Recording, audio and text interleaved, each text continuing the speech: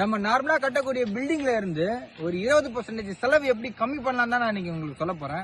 வாங்க பார்க்கலாம்.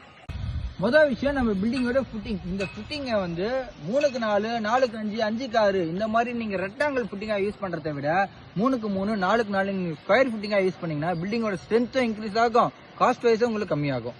ரெண்டாவது விஷயம், பிரிக் ஒர்க். நீங்க கட்டக்கூடிய அந்த பிரிக் நார்மல் பிரிக் ஒர்க் மெத்தடை விட ரேட்ராப் பாண்ட் யூஸ் பண்ணீங்கன்னா பில்டிங் கூலிங்காகவும் இருக்கும், சேஃப்டியாகவும் இருக்கும், பிளஸ் காஸ்ட்டும் உங்களுக்கு கம்மியாகும்.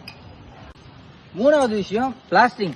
நீங்க நார்மல் பூச்சி வேலையை விட ஜிப்சம் பிளாஸ்டிங் பண்ணீங்கன்னா உங்களுக்கு அந்த ஏர் கிராக்கும் ஃபார்ம் ஆகாது, பிளஸ் பாத்தீங்கன்னா உங்களுக்கு பட்டி பாக்குற செலவு மிச்சம். இதால உங்களுக்கு 2 in 1 ரெண்டுத்திலயும் செலவு மிச்சம் பண்ணலாம்.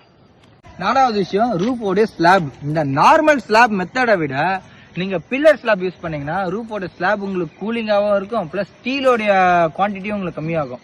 இதால காஸ்ட் வைஸ் உங்களுக்கு இதுலயும் சேவ் ஆகும். அஞ்சாவது விஷயம், நீங்க நார்மலா யூஸ் பண்ணக்கூடிய உட்டன் விண்டோவை தவிர்த்து இந்த யூபிவிசி விண்டோ, அலுமினியம் விண்டோ நீங்க யூஸ் பண்றதால இந்த கரையான் தொல்லையும் இருக்காது, பிளஸ் 50% வந்து பாதிக்கு பாதி உங்களுக்கு இதுல செலவு கம்மி பண்ணலாம்.